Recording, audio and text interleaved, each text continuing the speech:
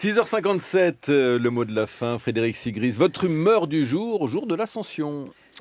Eh bien, pour un non-croyant comme moi, avoir un jour férié pour célébrer une fête religieuse, c'est un petit peu comme si j'étais végétarien et qu'on venait de m'offrir un couteau à viande.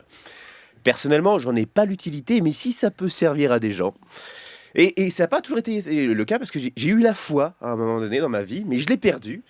Et la leçon que je retire de tout ça, c'est au quotidien, c'est moins gênant de perdre la foi que de perdre ses clés. L'ascension, c'est ce moment où Jésus est censé avoir définitivement quitté le monde terrestre après sa résurrection.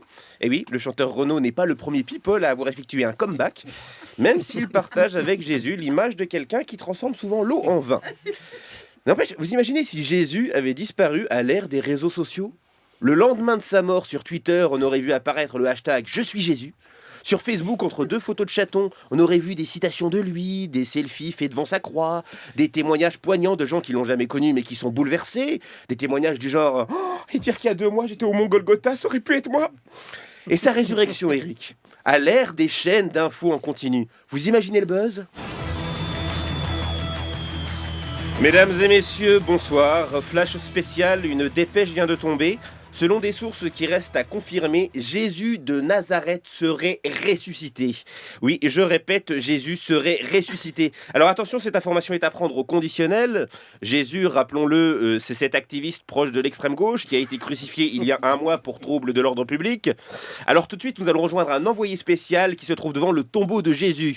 Michael, vous m'entendez ? Je vous entends, Eric. Michael, vous êtes donc devant le tombeau de Jésus. Pouvez-vous nous confirmer cet événement sans précédent, hein? Je le répète, mesdames et messieurs, pour ceux qui nous prendraient en cours de route, Jésus serait de retour. Michael, on vous écoute. Oui, Eric. Alors qu'il est, j'ai assez peu d'informations à vous communiquer. Beaucoup de monde est entré et sorti de la grotte. Il y a énormément d'agitation. Les gens posent beaucoup de questions. Mais vous, Michael, est-ce que vous avez pu apercevoir Jésus qui a ressuscité, d'après ce qu'on nous dit? Alors qu'il est, d'où je suis, je ne peux pas voir l'intérieur de la grotte. Je ne vois strictement rien, en fait. Donc, alors qu'il est, non, Eric, je n'ai pas encore vu Jésus. Très bien, Michael, on vous remercie. N'hésitez pas à revenir vers nous si quelque chose se précise. Priorité au direct. Je vous rappelle donc l'événement majeur de cette journée, la résurrection de Jésus, un événement couvert 24 heures sur 24, 7 jours sur 7 par nos équipes de BFM TV. Une chose est sûre, si BFM TV ou LCI avaient couvert la résurrection de Jésus, ça fait déjà des siècles qu'on serait passé à autre chose.